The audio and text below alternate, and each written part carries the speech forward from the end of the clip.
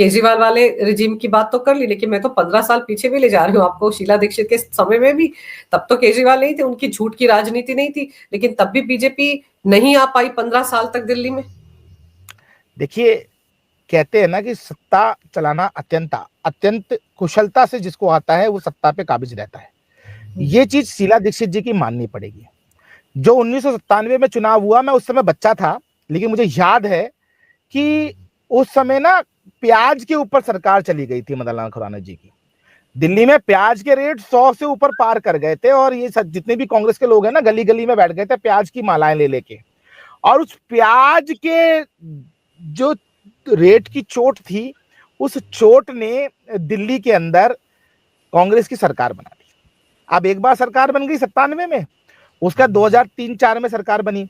उस समय में कोइंसिडेंट देखिए आप, दिल्ली के अंदर जो आपका केंद्र की सरकार थी वो हमारी सरकार साफ हुई। अपना शाइनिंग इंडिया के नाम पे जो इतना अच्छा काम हुआ था, अटल जी की सरकार, वो सरकार साफ हुई। वो सरकार जैसे ही साफ हुई, उसके बाद दिल्ली निगम विधानसभा चुनाव हुए, तो वो हवा जो थी, उस हवा में शीला दीक्षित जी निकल गई। और फिर जब केंद्र में सरकार, हम तो ऐसा नहीं करते ना जी कि राज्य की सरकार जो है अगर कांग्रेस की है तो उसको फंड ना दे। अटल जी की सरकार में पहली बार ये मेट्रो जो मदन लाल खुराना जी ने नींव रखी थी, उसकी पहली मेट्रो ई श्रीधरन जी ने, और मदन लाल खुराना, ई श्रीधरन जी, अटल बिहारी वाजपेयी जी और शीला दीक्षित, तीनों ने उद्घाटन किया था। तो उस समय में एक दिल्ली को ये मैसेज जाने लगा कि शीला दीक्षित जो है वो एक डेवलपिंग लेडी है, डेवलपमेंट के लिए लेडी काम करती। फिर दिल्ली में जो मदन लाल खुराना जी और साहिब सिंह वर्मा जी ने रेखांकित किए थे फ्लाईओवर्स, कि यहाँ पे फ्लाईओवर बनना चाहिए, वहां पे फ्लाईओवर बनना चाहिए, यहाँ पे ये काम होना चाहिए, वो तो उस खाके को, उस ब्लूप्रिंट को, मतलब बना बनाया खाना शीला दीक्षित जी को मिला, जिसको उन्होंने लगातार 3 चुनाव भुनाया। आप ये मानिए कि मदन लाल खुराना जी की सोच ये थी कि जो रिंग रोड है आपका, इसको डबल रिंग रोड होना चाहिए, जो आज तक हो रहा है। उसके अलावा आप देखेंगी बस अड्डे से लेके और आईटीओ तक एक आउटर रिंग रोड निकला हुआ है। सर बिल्कुल सही कह रहे हैं आप कि जो रोड मैप उन्होंने तैयार किया बीजेपी नेताओं ने, उसको धरातल पर उतारा, जमीन पर उतारा शीला दीक्षित जी ने। तो अपने आप में एक बहुत अच्छी बात है ना, पर उसको बीजेपी आगे भुना ही नहीं पाई इतने सालों से। बिल्कुल सूखा पड़ा हुआ है। पिछले चुनाव की भी अगर दिल्ली में बात करें तो 8 सीटें तो बीजेपी को आई थी।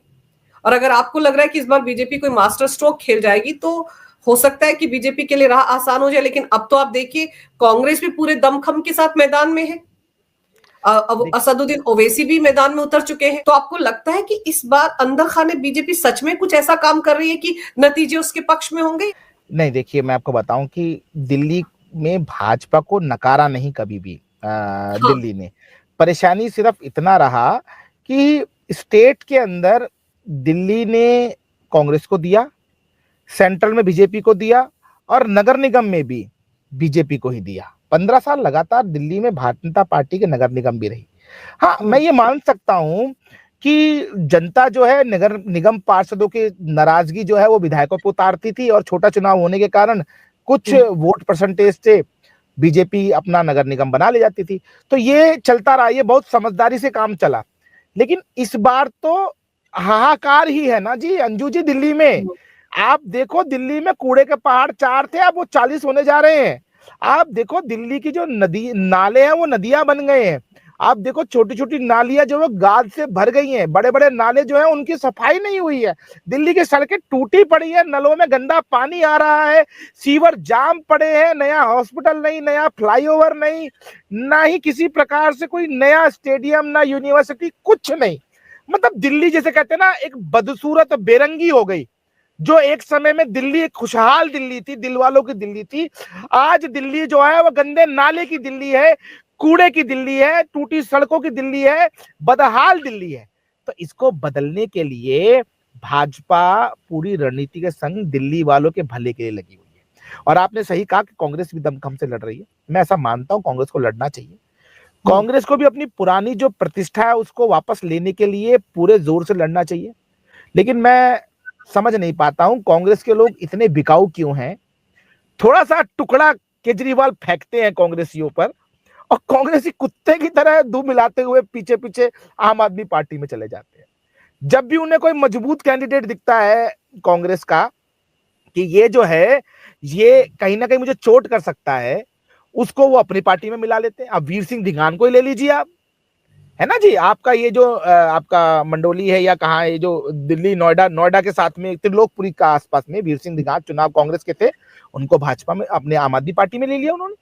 तो ये एक बहुत बड़ी स्ट्रेटेजी अरविंद केजरीवाल की, आप उसको डिनाई नहीं कर सकते। सोशल मीडिया पे भी उसका पूरा कब्जा है, ये मैं आपको बता दूं, ऑन रिकॉर्ड बता रहा हूं कि सोशल मीडिया पे बड़े बड़े अकाउंट्स की रिपोर्ट करना, बड़े बड़े अकाउंट्स को सस्पेंड कराना, उनके खिलाफ कोई बात सर्कुलेट ना हो, उसके लिए उन्होंने स्पेशली टीमें हायर कर रखी है। ये पढ़े लिखे अर्बन नक्सलाइट लोग हैं, इनका साथ इन्होंने तो हायर कर रखा है अमेरिकन एजेंसीज को भी, जो कि एआई की मदद से सोशल मीडिया को कंट्रोल कर रही है इनके चुनाव में, कि इनके खिलाफ कोई बात जो है ना वो बाहर जाए ना। अरविंद केजरीवाल आप लिखो, वो वीडियो चलेगी ही नहीं आपकी, सर्कुलेट ही नहीं होगी आपकी वीडियो, वो ब्लॉक हो जाएगी, कुकीज उनको ब्लॉक कर देंगे।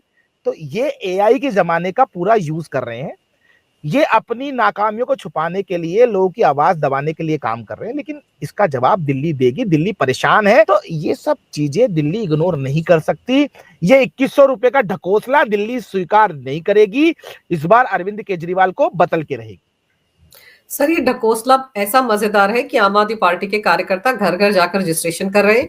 केजरीवाल खुद गए थे सोमवार को और अपने नाम का पोस्टर भी उस घर में चिपका कर आ रहे हैं, जहां पर वो महिलाओं के वोटर आई कार्ड देखकर उनका रजिस्ट्रेशन कर रहे हैं। सबसे बड़ी शर्त यही है महिलाओं के साथ भी और 60 साल से ऊपर की उम्र के बुजुर्गों के साथ, जिनको संजीवनी योजना का फायदा मिलेगा, कि वो दिल्ली के वोटर होने चाहिए। उनको आम आदमी पार्टी के कार्यकर्ताओं को अपना वोटर आई कार्ड दिखाना पड़ेगा, तभी उनको इन योजनाओं का फायदा मिलेगा, अगर कहीं अरविंद केजरीवाल 2025 में जीत जाते हैं।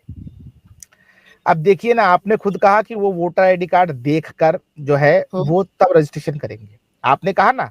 इसका मतलब अरविंद केजरीवाल अब घर घर घूम रहे हैं वोटरों को लुभाते हुए, क्योंकि दिल्ली भाजपा ने उनके जितने भी फर्जी वोटर थे वो सब कटवा दिए, सारे फर्जी वोट कटवा दिए। जो उन्होंने रोहिंग्या और बांग्लादेशियों को अपना जमाई बनाकर, अपने दामाद बनाकर, दामाद के रूप में हर परिवार को 11-11 हजार का लिफाफा दिया, पानी का टैंकर दिया, प्रधानमंत्री अन्न योजना का नकली कार्ड बना के दिया, फर्जी राशन कार्ड बना के दिया, फर्जी आधार कार्ड बनाया, फर्जी पैन कार्ड बनाया, ये सब जो बनाकर अपने दामाद पैदा किए थे वो जो बांग्लादेशी रोहिंग्या, उन सब का वोटर लिस्ट से नाम काट दिया गया। वेरीफाई हो रही है चीजें, तो इनकी हालत खराब हो रही है। इसलिए ये गली गली घूम रहे हैं, क्योंकि इनको लगता है कि अब फर्जी वोटर जो 15-15, 20-20 हजार हमने हर विधानसभा बनाए थे वो तो खत्म हो चुके, अब इन लोगों का ही सहारा है भैया। इनको एक बार फिर मूर्ख बनाओ, एक बार फिर से काट की हांडी चढ़ाओ और मुख्यमंत्री बनने की कोशिश करो। लेकिन इस बार ये नहीं होने वाला। ये जितना मर्जी गली गली घूम ले, जिस गली में जाएंगे, अच्छा आप बताइए अंजू जी, किसी भी गली में अगर अरविंद केजरीवाल जी जाते हैं या उनका विधायक कैंडिडेट जाता है, वहां पर जब पानी भरा हुआ होगा, नाली भरी हुई होंगी, ओवरफ्लो कर रही होंगी, और जब किसी घर में जाएंगे तो पानी तो पिलाएंगे, कोई ना कोई तो पानी पिलाता है। हमारे यहाँ तो पूर्वांचल में तो ये है कि आप आएंगी अगर मेरे घर में तो मैं आपको पहले पानी दूंगा, पहले मीठा दूंगा, फिर पानी पिलाऊंगा। तो अरविंद केजरीवाल का गुड़ की डली के साथ में, या उनके विधायक कैंडिडेट को गुड़ की डली के साथ में, वो एक गिलास पानी, जो नाले का पानी नल से आ रहा है, जो वो देंगे, तो आप बताइए वो पी पाएंगे? जब अपनी सरकार का दिया हुआ पानी वो नहीं पी सकते तो कैसे उनको वोट मिलेगा? आप बताओ ना मुझको। लोग तो पानी रोज पीते हैं ना। सर, अगर उन्होंने पानी पी लिया तो उनका हाल भी भगवंत मान जैसा होगा। आपको याद है ना, ये दिखाने के लिए कि बड़ा स्वच्छ पानी है इस नदी का, उन्होंने पी लिया था और फिर कैसे अस्पताल में एडमिट रहे थे। मैं तो ये कहती हूँ केजरीवाल को कम से कम ये वादा तो पूरा कर लेना चाहिए था सर, कि मैं 2025 चुनाव से पहले यमुना में डुबकी लगाऊंगा। भले ही बीमार पड़ जाते, डुबकी तो लगा लेते। हमारे प्रदेश अध्यक्ष जी ने लगाई तो थी, वीरेंद्र सचदेवा जी ने। वो 4 दिन हॉस्पिटल में एडमिट रहते, उनको फंगस हो गया, उनको बॉडी पे जो है वो चर्म रोग हो गया। मतलब इतनी विषैली है कि उसमें अगर आप उंगली रख लेंगी तो आपकी उंगली जो है चर्म रोगी हो जाएंगे आप उंगली में। और हमारी माताएं बहनें पूर्वांचल की उगते हुए सूर्य को अर्घ देती हैं और डूबते हुए सूर्य को अर्घ देती हैं उसी पानी में खड़े होके, उस नाले में खड़े होके। कितना अपमान पूर्वांचल के लोगों का किया जा रहा है, ये पूर्वांचल देख रहा है। चलिए सर, मैं तो ये देखना चाहती हूँ कि बीजेपी कौन सा मास्टर स्ट्रोक चलेगी चुनाव से पहले, कि बाजी पलट जाएगी और दूसरा अरविंद केजरीवाल घर घर घूमने को मजबूर हो गए हैं, खुद ही पोस्टर लगाने को मजबूर हो गए हैं, तो कहीं ना कहीं अंदर खाने उनको भी समझ में आ रहा है कि राह इस बार बहुत मुश्किल है। आपने इस विषय पर विस्तार से जानकारी मेरे दर्शकों को दी, मेरे लिए समय निकाला सुरेश सर, इसके लिए आपका बहुत बहुत धन्यवाद। नमस्कार, भारत माता की जय हो, वंदे मातरम और जय श्री राम। जय जय श्री राम।